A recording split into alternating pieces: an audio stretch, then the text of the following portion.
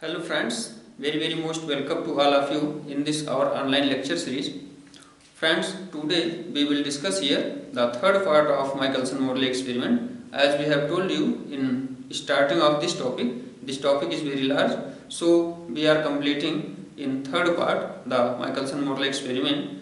It is very large topic because so we will continue here. We will see today the result complete result of Michelson-Morley experiment. Here we will see Michelson-Morley experiment.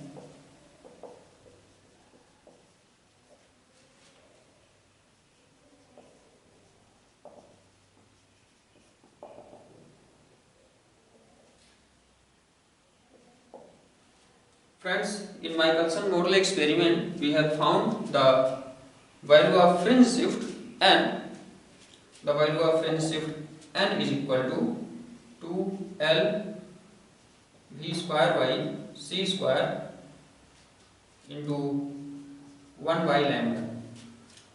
We have found the value 2l v square by c square into 1 by lambda. The here n represents the fringe shift for visual light, for light which have wavelength lambda.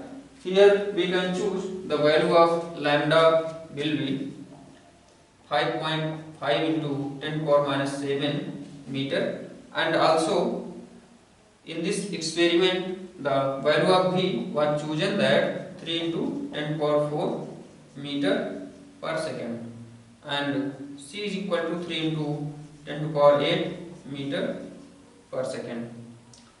So from here we can see the also it was chosen the L is equal to 11 meter. All these values if we placed in this equation and solve it, then we will get here the value of m is equal to 0.4. Here n represents the fringe shift.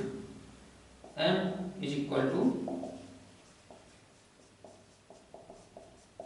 fringe shift.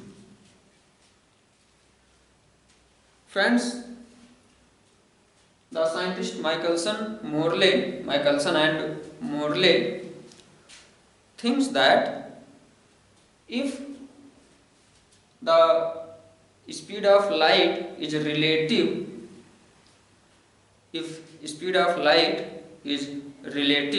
then fringe shift 0.4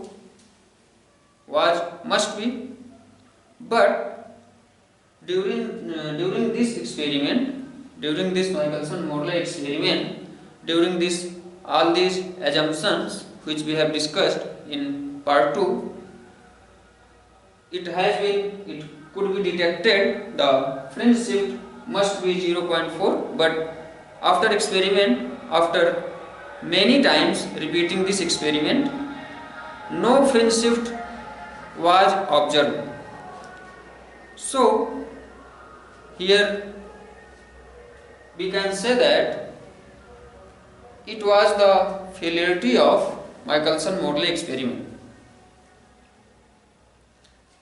because here no fringe shift. This experiment has been observed, or we can say that have repeated many times in many seasons, but result was same.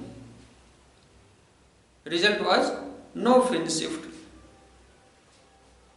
was observed during this experiment, Michelson-Morley experiment. So some negative result was observed from this Michelson-Morley experiment, and this result was such that the first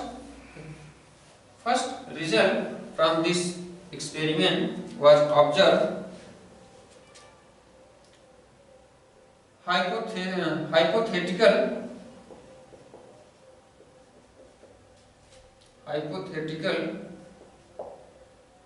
or we can say that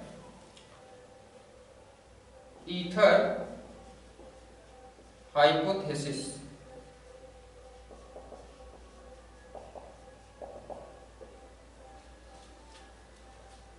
Friends, because here we have observed no relative motion between earth and ether, so my assumption ether was completely failed, or the medium ether was discarded.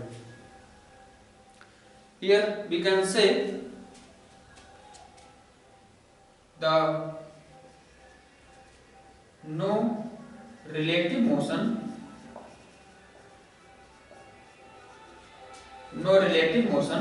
between the ether and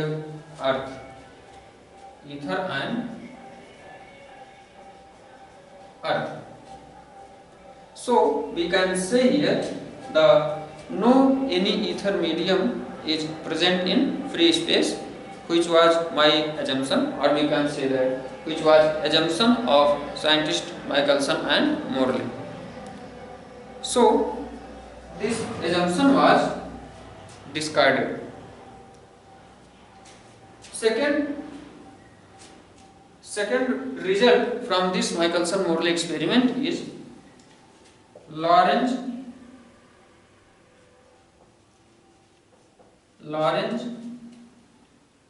Fitzgerald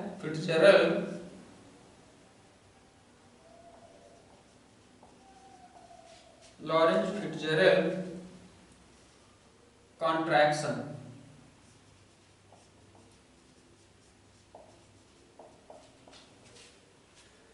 Friends, Lorentz Fitzgerald contraction is related to length contraction, which is my next topic, and we will discuss in upcoming topics in upcoming part in this our online lecture series. So today we will keep it in pending, and we will discuss in upcoming lecture or upcoming steps details about of Lorentz Fitzgerald contraction, which is related to length. In upcoming steps, in upcoming lectures, we will discuss the length contraction, and in this topic we will repeat this name Lorentz Fitzgerald contraction and discuss all about of this. So the third result from this third negative result was observed from this Michelson-Morley experiment was the consistency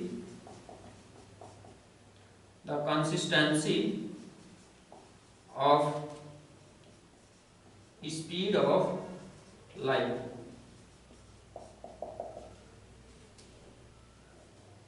Consistency of speed of light. Friends, scientist Einstein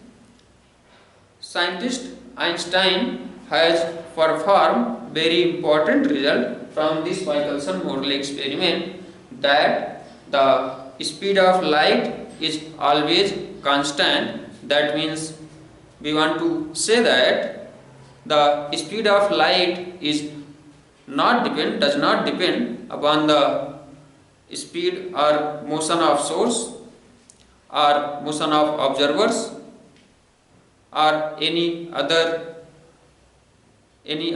phenomena, we can say here. The speed of light, we can say that phenomena means here medium. It is not depend upon any medium also. The speed of light, here my medium was ether. So here we want to say that the time taken to travel a distance, which we have told you in previous part, we have discussed about of two rays of light. One is reflected part and other is transmitted part. So no time difference will be observed here. Now here we can write in this part consistency of speed of light. We can say that according to Einstein,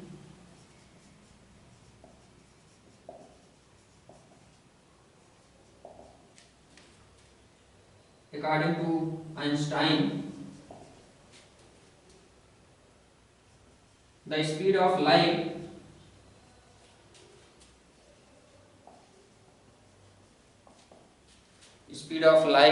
does not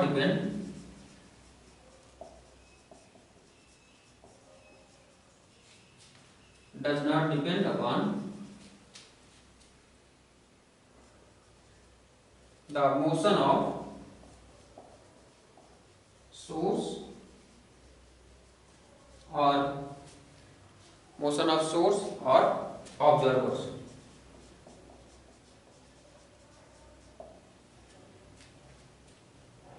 Or also we can say here the motion of medium.